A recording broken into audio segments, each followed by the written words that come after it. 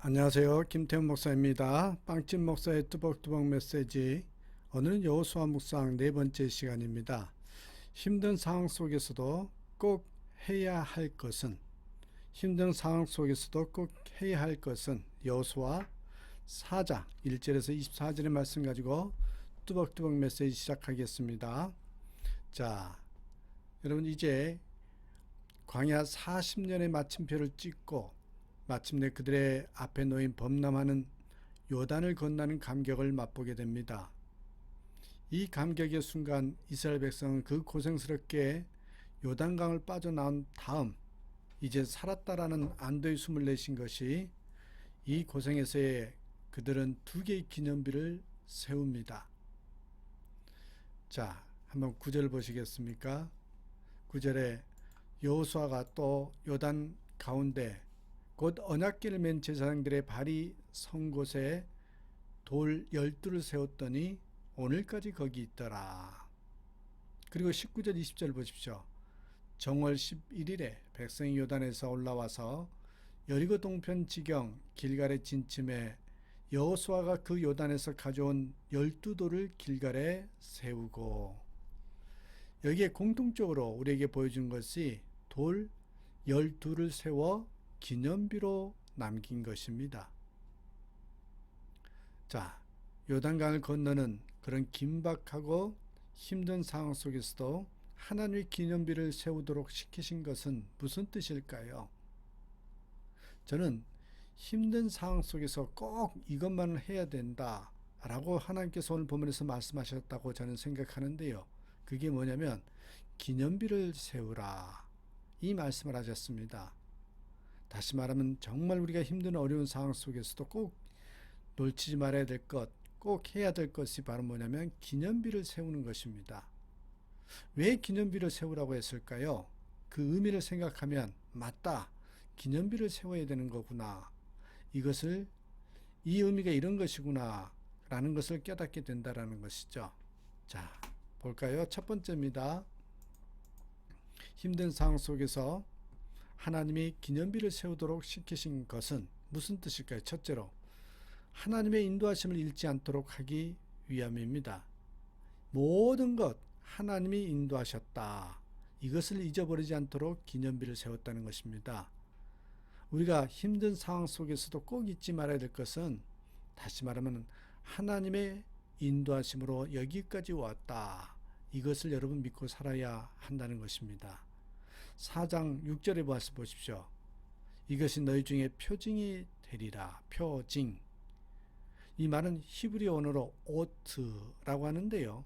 표시, 증거, 징조, 이런 뜻으로 쓰인 말입니다. 그러므로 이스라엘 백성들은 이 12돌을 바라볼 때마다 전능하신 하나님께서 친히 요단 강물을 멈추게 하셔서 자기들의 앞길에 장애물을 제거해 주셨음을 다시금 확인했을 것입니다. 그리고 요단 강물을 멈추게 하셨던 전능하신 하나님께서 지금도 자기들과 함께 하셔서 앞길을 인도하시고 계심을 믿고 고백했을 것입니다. 바로 이 12돌이 하나님께서 함께 하신다, 하나님께서 함께 하신다라는 표징이 되었기 때문에 그렇습니다. 다시 말하면 기념비를 보면서 너의 인생, 너의 삶에 하나님께서 인도하신다는 거 늘 기억하면서 살라, 이것이 꼭 필요하다고 다시 한번 우리에게 메시지로 선포하는 것입니다. 여러분 한번 생각해 보십시다. 신앙이란 무엇입니까? 신앙, 다른 게 아닙니다. 내 인생을 여기까지 인도하신 그 사랑을 깨닫는 거예요. 무엇을? 여기까지 인도하신 하나님의 사랑을. 그 다음에 하나님 그분만이 내 인생의 유일한 구주와 주님 되심을 그 다음에 뭐예요? 확신하고, 정말 내 인생의 유일한 구주 되십니다. 누가? 우리 주님께서. 그것을 확신하는 것, 그게 신앙입니다. 그리고 나서 내 인생 전부를 그분에게만 집중하며 살아가는 것이 신앙생활입니다. 여기서 세 단어를 강조했죠. 깨닫고, 확신하고, 집중하면서 살아가는 것, 그게 바로 신앙생활이라는 것입니다. 인생의 크기는요, 내가 믿는 하나님의 크기에 따라 결정된다. 이런 메시지 들어보셨죠? 내 인생의 크기는 내가 누구인가에서 결정되는 것이 아닙니다. 내 인생의 크기는 나와 함께 하시는 분이 누구인가를 따라 결정된다. 라는 사실입니다.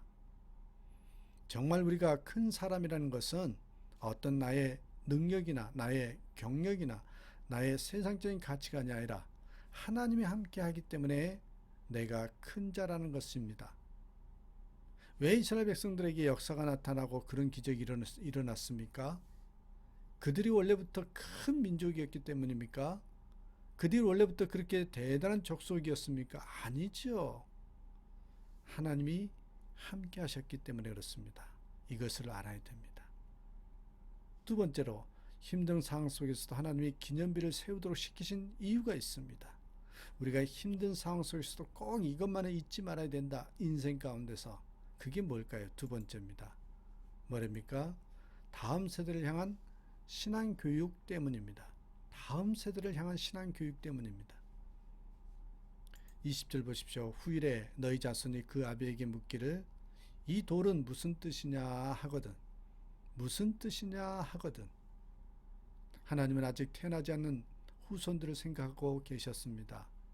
확실히 하나님의 생각은 우리의 생각과 차원이 다른 것을 알게 됐죠.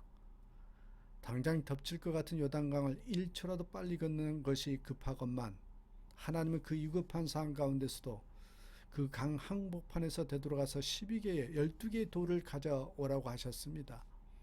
하나님의 인도하심을 기념하고 자녀들에게 되도록 가르치기 위해서였습니다. 우리에게는 순간에 위급한 상황을 모면하는 것이 전부인 때가 얼마나 많습니까?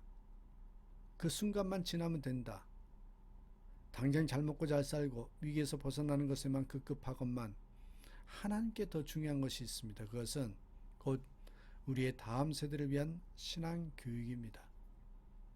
지금 미국을 비롯한 서구 선진국들의 각 분야에서 늘 톱 클래스의 다수를 차지해온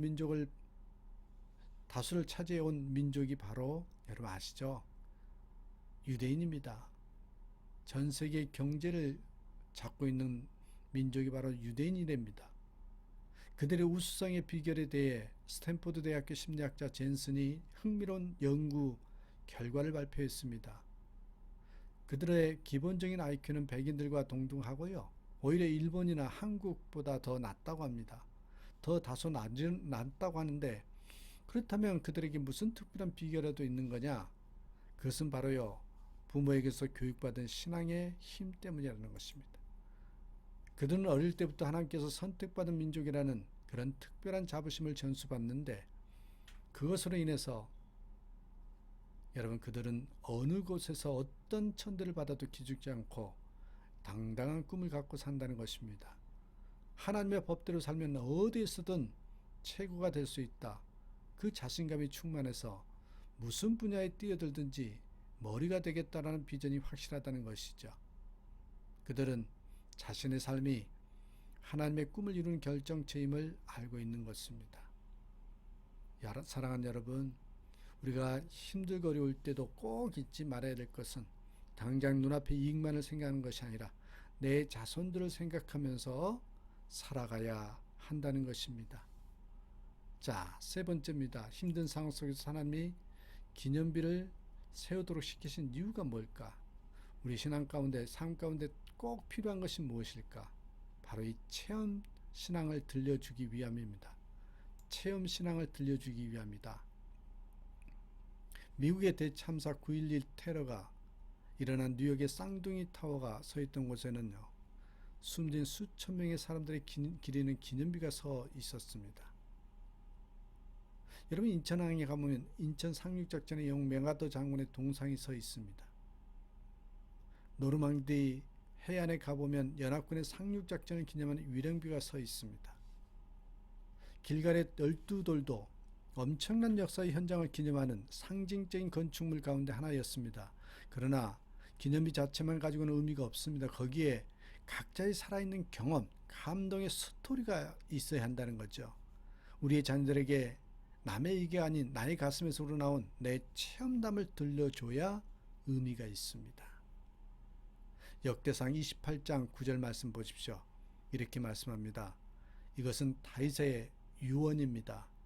마지막 자기의 아들 솔로몬에게 한 유언이거든요. 내 아들 솔로몬아, 너는 내 아비의 하나님을 알고 온전한 마음과 기쁜 뜻으로 섬길지어다. 여호와께서는 뭇 마음을 감찰하사 모든 사상을 아시나니 내가 저를 찾으면 만날 것이요 버리면 저가 너를 영원히 버리시리라. 다윗이 자기 아들 솔로몬에게 유산으로 물려준 것이 뭔지 아십니까? 왕권이었습니까? 부귀영화일까요? 그는 그것을 거부합니다. 마지막 그가 그 아들에게 유언하면서 물려준 것은요, 유산이 하나밖에 없다는 것을 이야기합니다. 그것은 바로 하나님이었습니다. 솔로몬아, 너는 내가 섬긴 하나님을 그 유산으로 물려받고 그 하나님을 정말 온전히 섬겨라.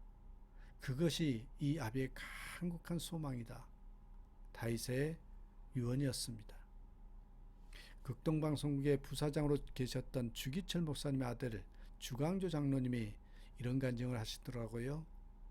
아버지가 순교한 지 1년 4개월 만에 이날에 8.15 해방이 찾아왔다는 것입니다. 그때 가족과 교회는 돌아가신 목사님을 생각하면서 흐르는 눈물을 수없이 닦아가며 감사 예배를 드렸다고 합니다.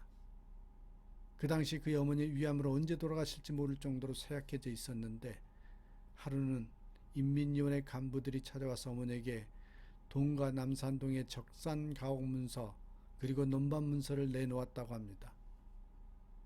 항일투사인 주기철 목사의 순관 정신에 감복해 김일성이 보낸 포상금이라고 하였습니다. 그러나 어머니는 완곡하게 사절을 하며 주 목사님이 이 세상에 포상을 받기 위해서가 아니라 하나님의 뜻에 순종하여 순교했으니 하나님의 상을 받기를 바랄 뿐이요. 그렇게 말하면서 완강하게 거절했다고 합니다. 옆에 있던 자신은 마음에 커다란 갈등이 왔다고 합니다. 언제 돌아가실지 모르는 어머니, 그렇다면 이 험한 세상에서 혼자 살아가기 위해서는 저 돈이, 저 재산이 필요한데 어머니는 그런 자기를 의식하였는지 그들이 돌아간 다음 아들을 앉혀놓고 성경 구절을 찾아 읽으라고 했답니다. 그 성경 구절이 여러분 써놨습니다. 시편 37편 25절 26절입니다. 나는 지금까지 살아오면서 의롭게 산 자가 버림을 당하거나 그 자손들이 구걸당하는 것을 보지 못했다. 저는 항상 은혜를 베풀므로 그 자손들이 복을 받았도다. 사실 주 목사님이 자녀들에게 무엇을 남겨주었습니까? 그렇다고 가르치기를 했습니까? 남겨준 물질적인 유산이라고는 배고픔과 원망과 좌절뿐이었습니다. 그럼에도 불구하고 어머니가 놓치지 않았던 것은 오직 의인은 믿음으로 사는 것이다. 이걸 가르쳐 준 것입니다. 거기에는 세상이 주지 못하는 감사가 있고 기쁨이 있는 것입니다. 그러니까 그 엄청난 유혹 앞에서도 그 진문서를 뿌리칠 수 있었던 것입니다. 오늘 우리의 문제가 무엇입니까? 가난한 게 문제가 아닙니다. 없는 것이 문제가 아닙니다. 문제를 만날 때마다 그 문제에 가려져서 하나님을 신뢰하지 못하는 게 문제고 감사에 메말라가는 게 문제라는 것입니다. 잊지 마십시오. 여러분 자녀들에게 무엇을 남기고 싶습니까? 잠언 14장 26절의 말씀은 모든 그리스도인 부모들이 꿈에서도 잊지 말아야 할 중요한 교훈입니다. 여호와를 경외하는 자에게는 견고한 의뢰가 있나니 그 자녀들에게 피난처가 있으리라. 우리 자녀들이 인생을 살면서 폭풍과 비바람을 직면하게 될 사실을 아십니까? 우리의 자녀들이 삶의 폭풍과 삶의 파도 앞에 직면했을 때 우리는 그들에게 무엇을 바라보라고 가르쳐야 합니까? 탈무드에는 이런 흥미있는 교훈이 기록되어 있습니다. 어리석은 사람들은 자녀들에게 재산을 남기고 양식 있는 사람들은 자녀들에게 지식을 남기고 지혜로운 부모들은 자녀들에게 신앙을 남긴다. 신앙을 남기는 저와 여러분의 삶이 되기를 주님의 이름으로 축복합니다. 감사합니다.